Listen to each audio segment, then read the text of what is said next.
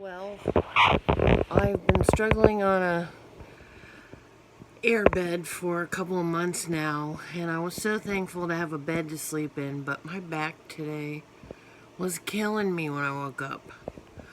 So, I couldn't afford a new bed, and so somebody suggested Facebook Marketplace to me, so I looked on there, and I found exactly what I wanted for $200. So I was a little reluctant to buy a used bed, but the pain I was in, I was desperate, so I just got it home. Curtis helped me after I rented a truck to unload it and bring it in the house, and it's in. I'm in the process of making it. I'm so excited to sleep in a bed. It's an adjustable bed, so it's a smaller size than I had before.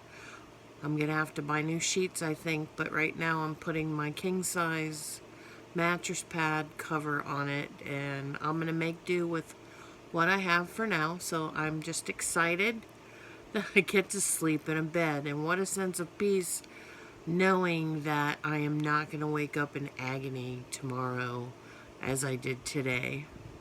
This is Lisa, your stylist, with a piece of me moment. Have a peaceful day.